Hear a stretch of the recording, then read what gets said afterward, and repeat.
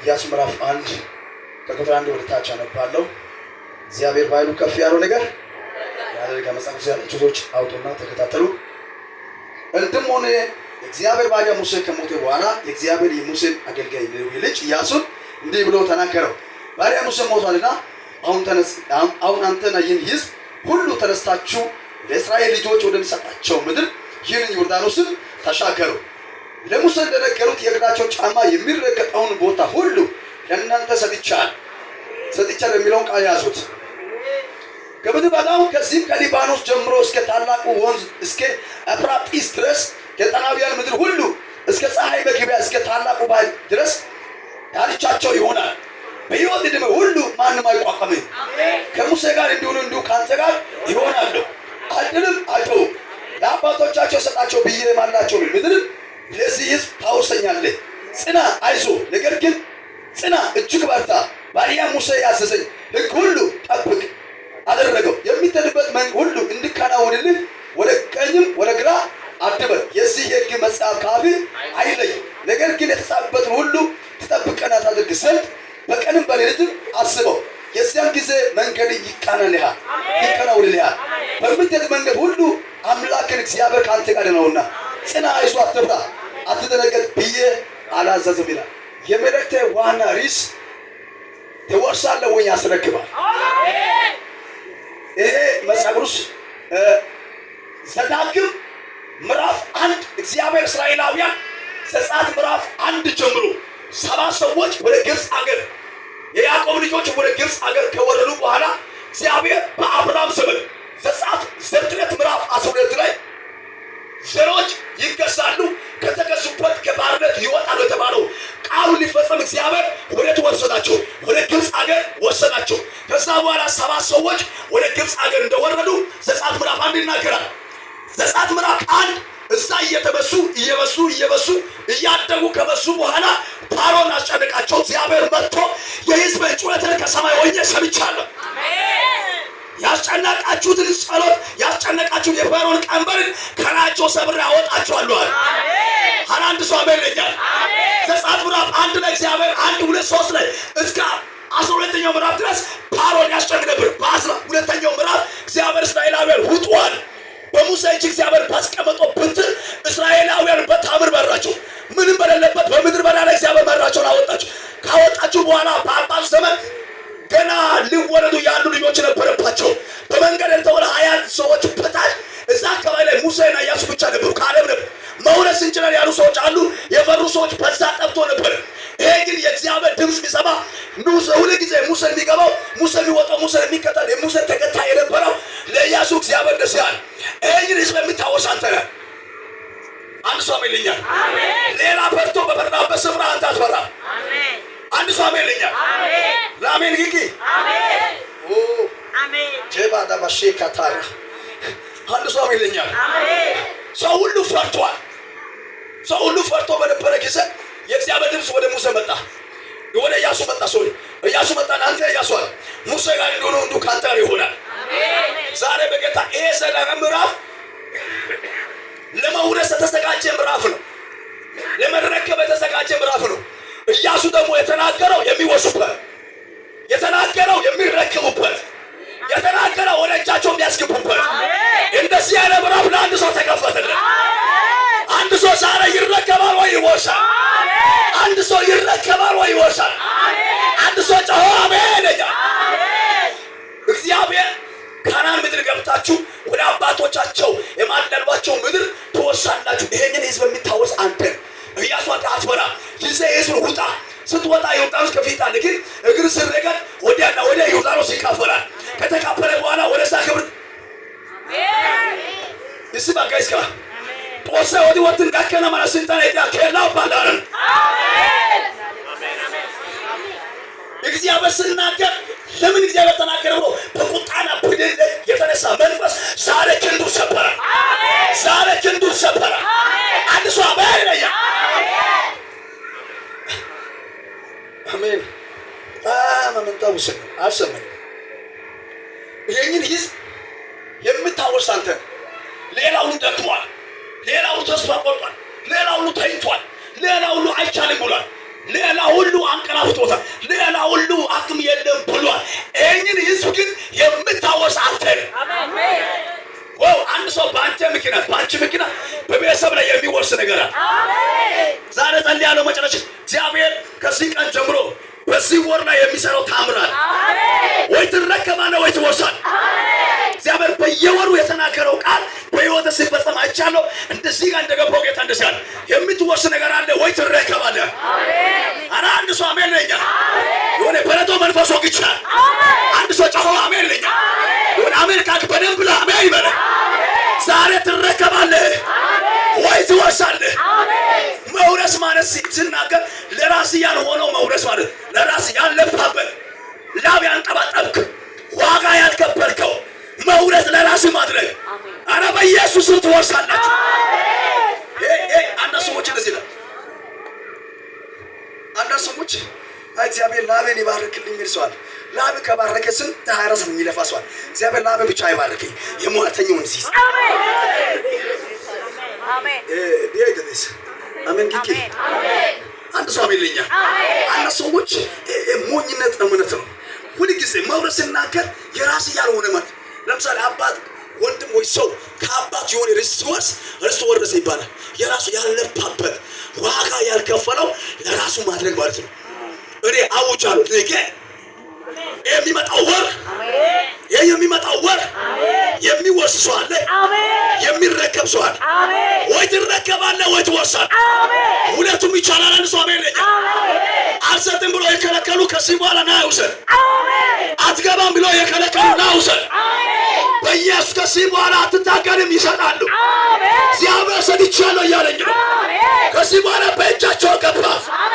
ባዳኔ ሰብረው አወሲባና ቢያሱዳ ሐናቡታ ኪሰማሎ በእኔ አንድ ሰው አሜን አሜን አሜን። እኔ በመንፈስ ከዚህ ቀን ጀምሬ በከተማ ላይ የተከበረው ነገር በሙሉ ይወርሳቸዋል። በሟርትና በድግምት የተሰበሰበው ለራሴ ያድርጊያል።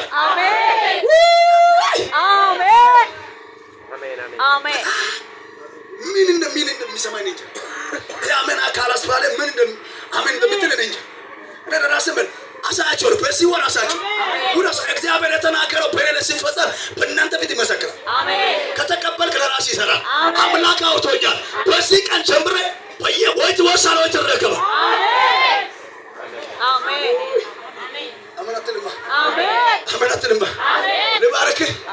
ልባርክህ ወይ በሉት እወርሳለሁ ወይ በሉት እረከባለሁ። አሜን። ሲፈነሰካ ቶሎ አስረክበኝ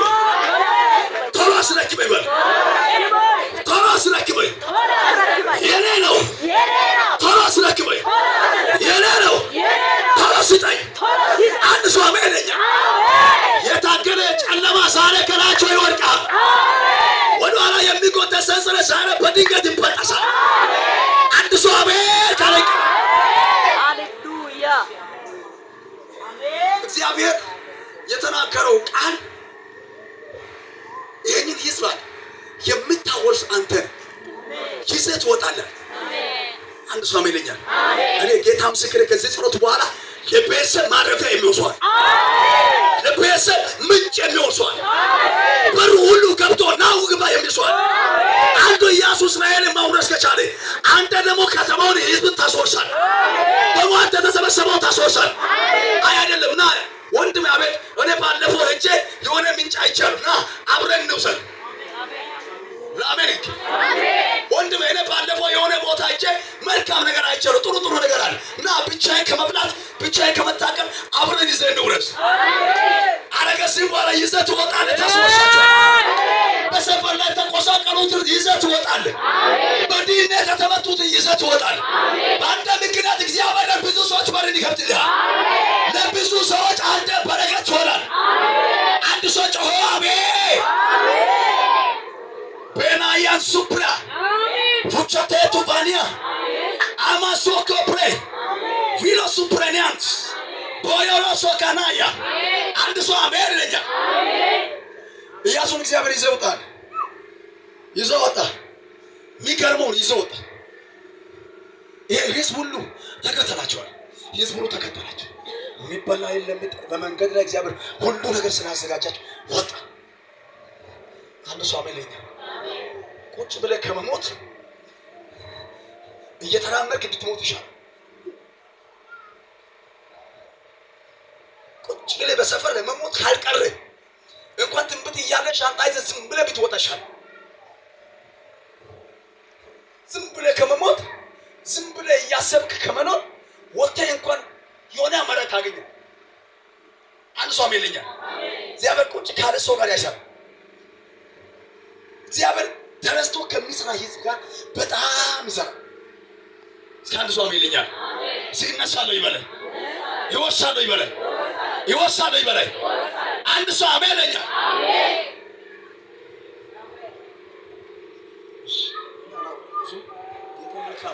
ትንሽ ሰዓታዎች ያበቃል። አሜን ካልክ የራስህ ነገር ታስለቅቃለህ። ዝም ካልክም የራስህ ነገር ነው የምታዘገየው። እኔ አምናለሁ ጌታ በዚህ ቃል ነገር በዚህ ወር በሚመጣው ወር እንደዚህ አንድ ስም በጣም ያስገርማል። እኔ በዚህ ከተማ ላይ ብዙ ያስረክቡኛል። ብዙ በሟርት የተሰበሰበውን ይረከባል። በድግምት የተሰበሰበውን ይረከባል። በሟርት የተሰበሰበውን ይረከባል። በጨለማ ዓለም የተሰበሰበውን ይረከባል። በስሙ ላይ በሉ ለአንተ ያስረክባል። ለአንተ ያስረክባል። ለአንተ ያስረክባል። ለአንተ ያስረክባል። ለአንተ ያስረክባል። አሜን።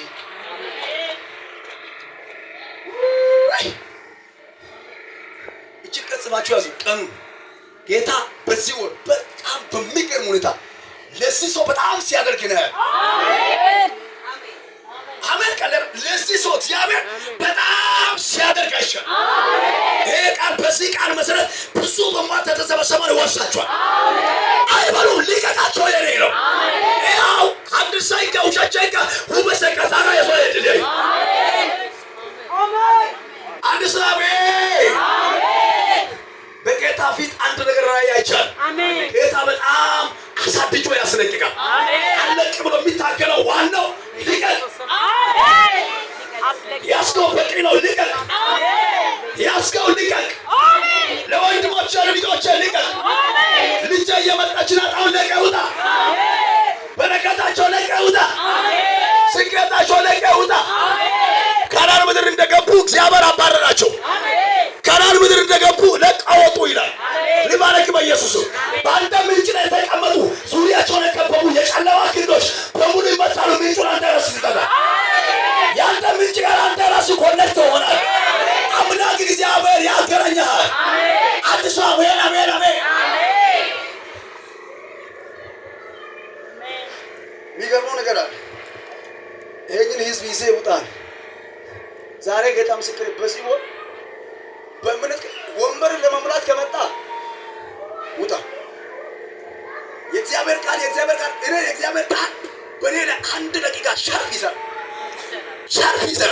ሲሰራ ስለ በዚህ ቃል አሁን ባወጀው ቃል በጣም በዚህ ወር በሚገርም ሁኔታ አስደንቃቸዋል። ጌታ አውረኝ ብሎኛል፣ ተናገር ብሎኛል። የተነብያለሁ በዚህ ቀን ወይ ነገር በዚህ ሰዓት የምትደነቅበት ነገር በህይወት ላይ ይሆናል። ትወርሳለህ የሚለው ቃል የራስህ ያልሆነው ለራስህ ማድረግ ነው። አንዳንድ ሰዎች ጌታዊ ላብን ባርከኝ የእጅን ስራ ይባረካለሁ መጽሐፍ ይላል። የእጅ ስራ ቢባረክ ኖሮ ስንት ሰው የሚባረክ ሰው። እግዚአብሔር የእጅ ስራ ምንም ከእንጀራ ከአፌ አያልፍም። እሱን አይባርክም። ጌታ የሟርተኞችን ለኔ አሳልፎ ይስጣል። እናንተ ከሰራ አሜን ብለህ ከተቀበልክ ይቻላል። እግዚአብሔር እኔ ለሰው ነገር መልካት አልፈልግም። እኔ ሚራክል የሚባል ነገር አላምንም። እኔ ሟርተኛ አልፈልግም። እኔ የሰው ነገር አልፈልግም። ቁጭ በል። እኔ የማንም ቢሆን ወርሳቸዋለሁ፣ ይለቃሉ። በዚህ ቀን ለኔ ያስረክባለሁ። በዚህ ቀን ለኔ ያስረክባል። ዋሳዳ አሜን። አንድ ሰው ዱባይ ነው ያለው ድራማ እዚህ ጋር የሚመስለን ድራማ አይደለም። እዚህ ጋር እየታወጀ ያለው የእግዚአብሔር ቃል ከሰማ ይሰራል፣ ካልሰማ ምንም ማድረግ አይቻልም። እኔ በዚህ ቃል በመለኮታዊ ቃል በጣም አምናለሁ። በእግዚአብሔር ቃል በጣም ሙሉ ኮንፊደንስ በጣም ይሰራል። በሩን ይከፍታል፣ ይነቅላል፣ ይተክላል፣ ይቀባል፣ ያነሳል፣ እንደፈለገው ያደርጋል። በጌታ በኢየሱስ ላውጅብህ ውሻ የሚጨጣ እኮ ትወርሳለህ። አሜን። በጣም ዘመኑ ክፉ ሊሆን ይችላል፣ ግን ትወርሳለህ። አሜን። ምን ጫኩሽ? በጣም ዘመኑ ክፉ ሊሆን ይችላል። ከዚህ በኋላ ከዚህ ቤት ስትሄድ ትወርሳለህ። አሜን። ያለበት ቤት ይሁን ትወርሳለህ። አሜን። ያለበት ቦታ ይሁን ትወርሳለህ። አሜን። የከበደብህ ነገር ላንተ ያልሆነው ላንተ ይሆናል። አሜን። ያለፈውበት ልፋትን የሌላው ሌላ ሰው 10 ዓመት የጨረሰው አንተ እጅ ይገባል። አሜን። ሌላ 7 ዓመት የጨረሰው ወደ እጅ ይገባል።